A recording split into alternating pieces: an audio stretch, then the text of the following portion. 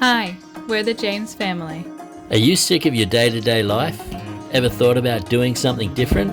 Well, we did just that. We bought an unfinished aluminium catamaran and we're fixing her up as we sail around the world. Come along for the journey and click subscribe. Daddy?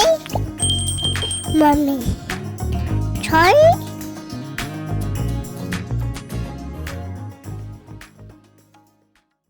Hey guys, so we think it's time that we address the elephant in the room.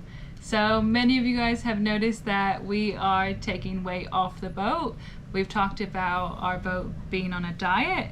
And in a few videos we've shown that we've gone through the back lockers, taking stuff out and getting rid of certain things on the boat to make her lighter. And it's time to explain why.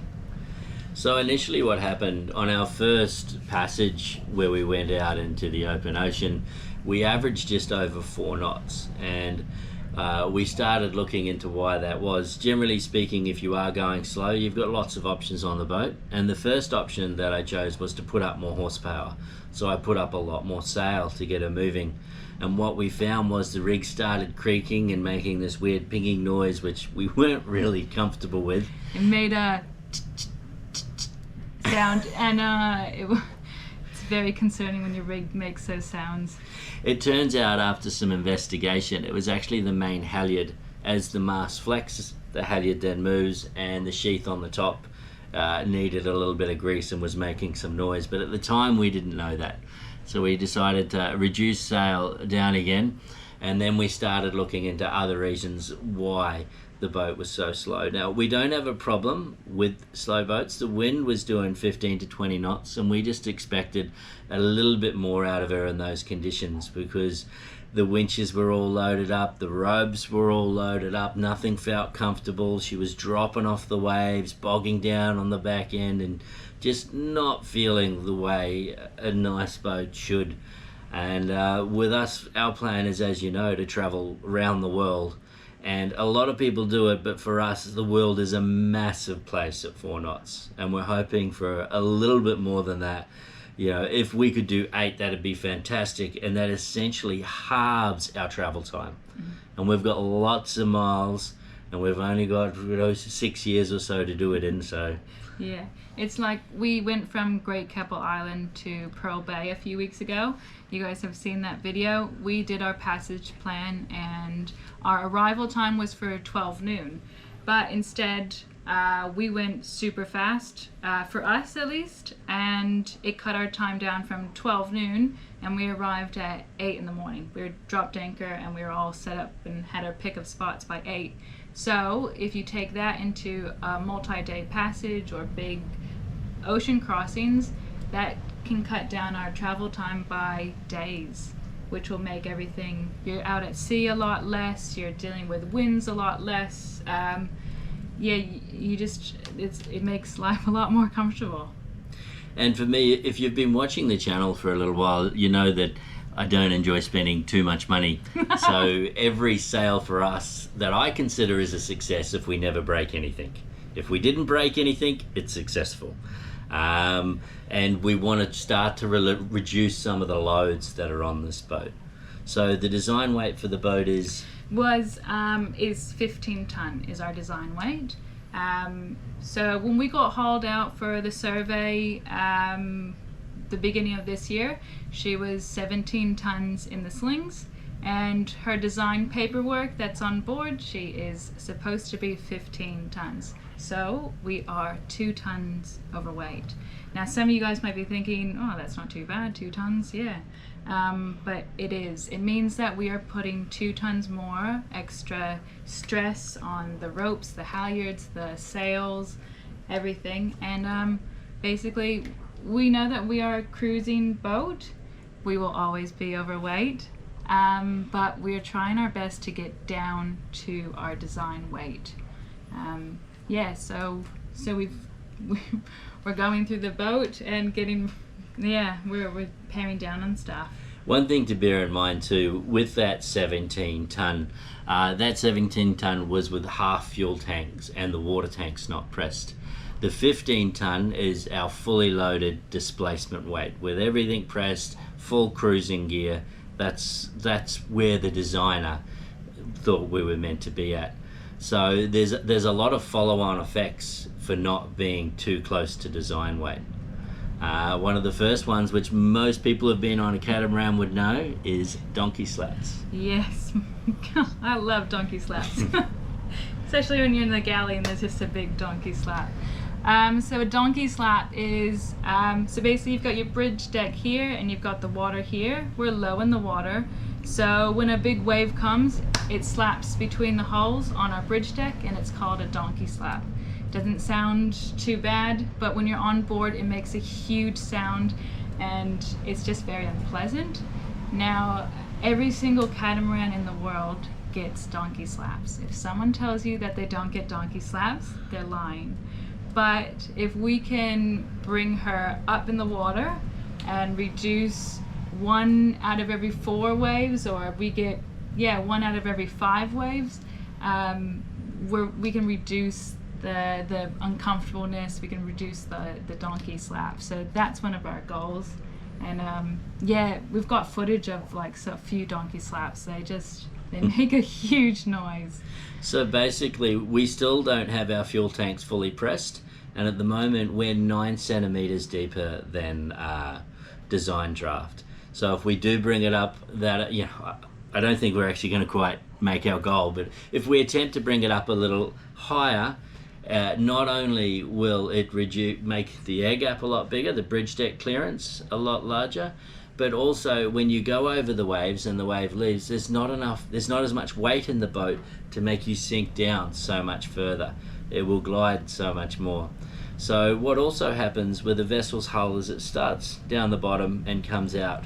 And the deeper you are, the broader the section of where your waterline is. So when a wave goes past and it goes up, that is therefore giving you a lot more buoyancy and makes for a more uncomfortable ride.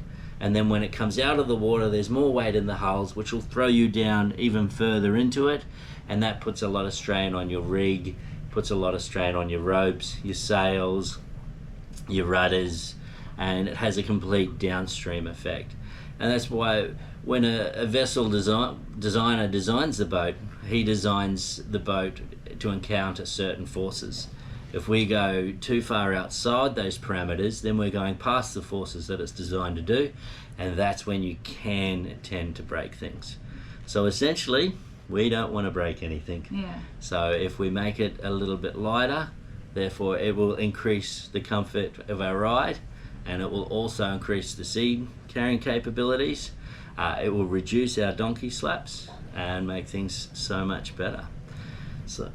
So yeah, what also happens is when you are sailing, if you're with a catamaran, with a mono hull, if a gust of wind comes, the boat leans over, therefore your sail area is so much further reduced and you can ride out the gusts and then it comes back up again.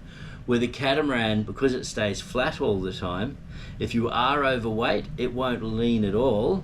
Therefore, it has no real natural ability to spill the wind, and you have to be so much further on the ball to, travel up, ease the main sheet, and do whatever you need to do in order to spill the wind out of the mainsail and not hit your cap shrouds and things like that. So it can get quite complicated.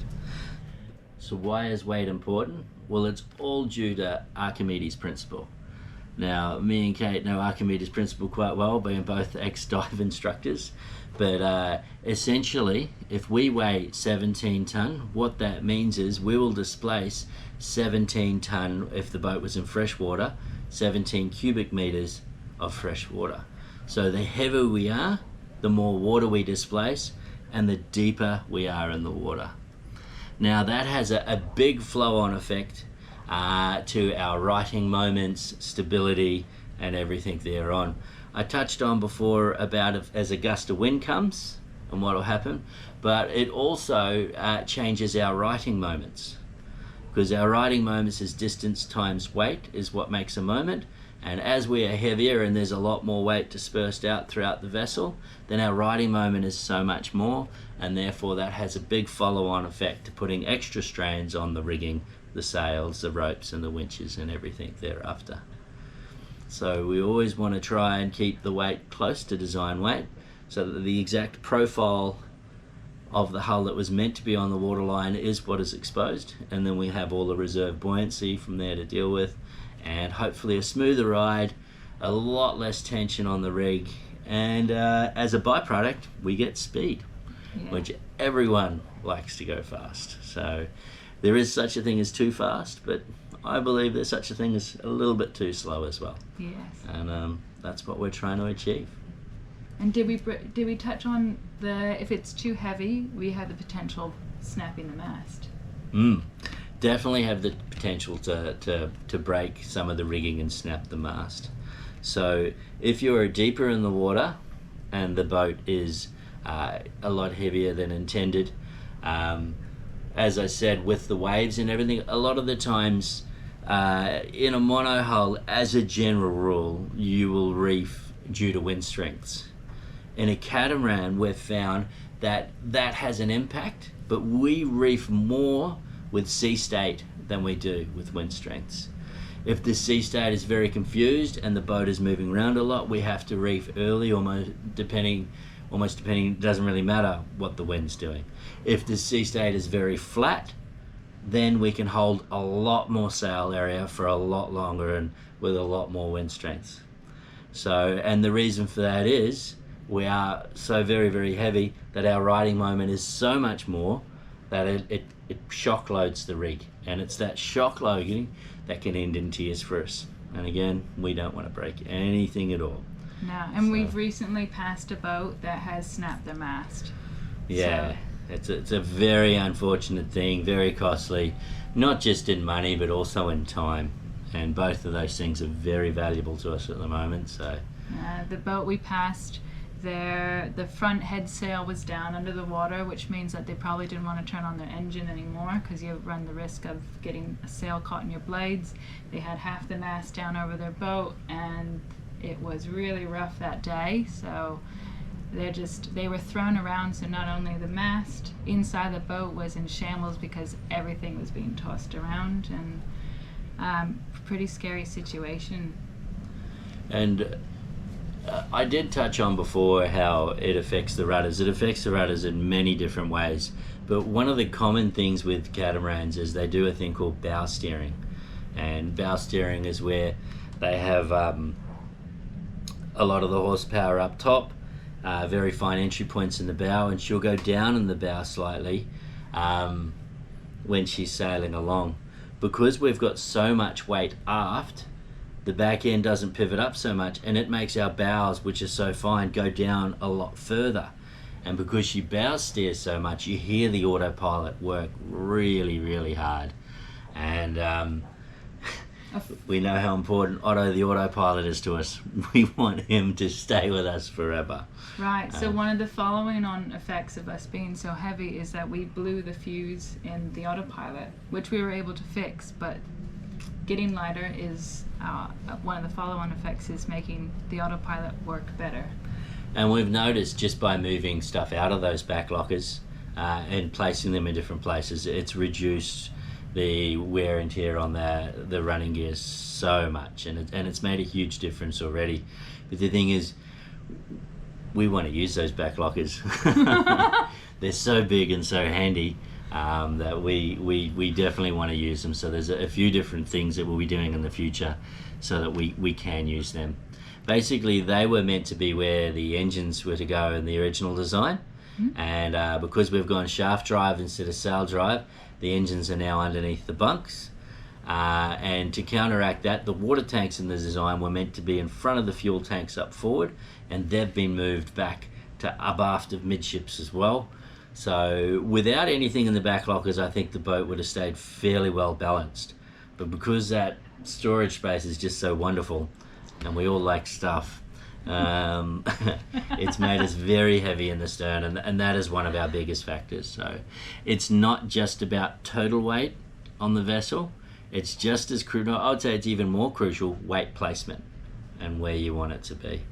So when I was on the landing barges, if it was a rough sea and this is the bow and this is the stern, we would always put the weight outboard, and put the heavy things outboard and the light things in the center. If you put the heavy things in the center, the boat will roll about the center and away we go. So if we put them on the outboard side, it will steady the boat, because as the boat rolls, you get the center of buoyancy moves across, the center of gravity is still over here, and you get a bigger riding moment to right the boat and keep it steady. Now, for catamarans, the riding moment is always quite large anyway, and we're actually trying to reduce it to reduce the strain on the rig. We don't want it to be so stiff. Stiff is where it stays very settled. Tender is where it rolls very easy. So we're in actual fact trying to make our boat a little bit more tender, and that will reduce all the strains. And because we're so heavy and our weight is spread wide, we're very, very stiff. So we want her to talk to us. We want her to say, hey, you've got too much sail up. We want her to lean over, and you want to be able to feel it. So like sailing along and hit by a gust and we tilt a little bit, you want her to tilt, because that means that she's spilling the wind out. You don't want her to stay still, be hit, and that rig take all the weight, because that puts strain on the rigging, the rig itself.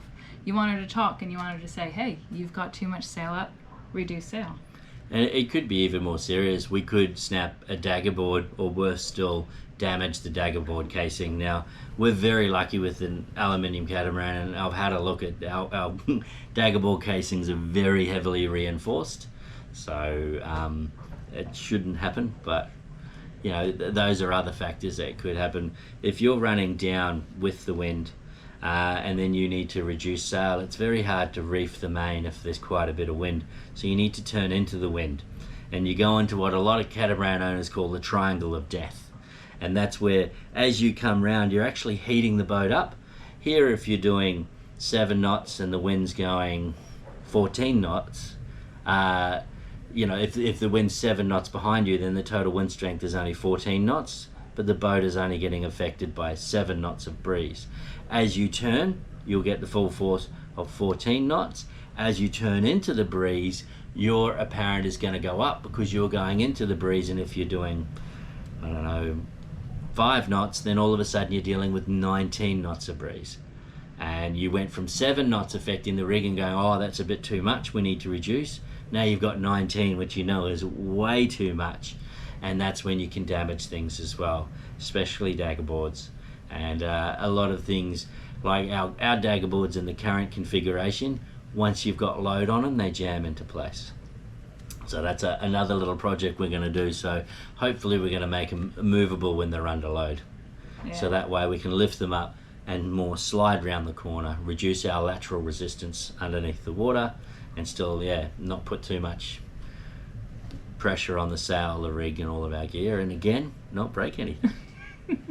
So what are we doing to reduce weight? Well, you've sort of noticed that we have an unfinished inside of the boat too. So once we've noticed that she's overweight, the hold we put the lining of the inside on hold because we don't need more weight on the boat. We're trying to get it off, and the lining is livable. Well, you can live on this boat without the lining. We've gone through the back lockers, and how many ropes did we get off? So many, and I've still kept so many. They're in such good condition that I just can't quite get rid of them all just yet, because you always need spares. So we still have too many ropes, but we've gotten rid of a lot. Yeah. So Sam was down in the lockers and we were pulling everything out, and I just hear Sam saying, "That's the end of the ropes, there's no more." And then about 2 minutes later he said, No, there's more ropes. And we must have had about 30 coils of ropes, I think, and all in excellent condition. So when you know how much they cost to buy brand new, it's so hard to let things go, because if we ever need it, we'd have to pay for it, but we don't need the weight. So yeah. And if we adjust the boat, then the ropes don't need to be as big. Everything can be lighter, easier, and more simple. And because we sail short-handed, we try and keep everything as simple as possible. Our plan at this stage isn't to put crew on, but you never know. We'll see how we go. That is why we are getting our boat on a diet. Yeah, and funnily enough, you'll watch future videos because we've got lots of big plans. We are not only taking weight off, we are putting some back on. But at least this way we're in control of what we put on and what we don't. So we are still going to be overweight at the end of this, but at least, and it's everything that we deem to be essential. And yeah, you'll be able to see all that in the future. Yeah. But for now, thanks for watching. And don't forget to hit those like buttons, the subscribe button, and feel free to leave us a comment below. And we'll see you guys next week. Let us know how much overweight your boat is. And yeah, we can compare. Alright guys, I had to cut down that video quite a bit to keep it relevant because Sam could not stop talking about boats. So if you have any questions or want to know more, feel free to leave a comment below, and Sam will be more than happy to keep talking about weights, stability, boats. But yeah, that is, believe it or not, the edited short version. Thank you so much for watching. If you are enjoying our videos and would like to help support us making videos and content, consider becoming a Patreon. The link is in the description below. And don't forget to hit those like and subscribe buttons, and we will see you all next week.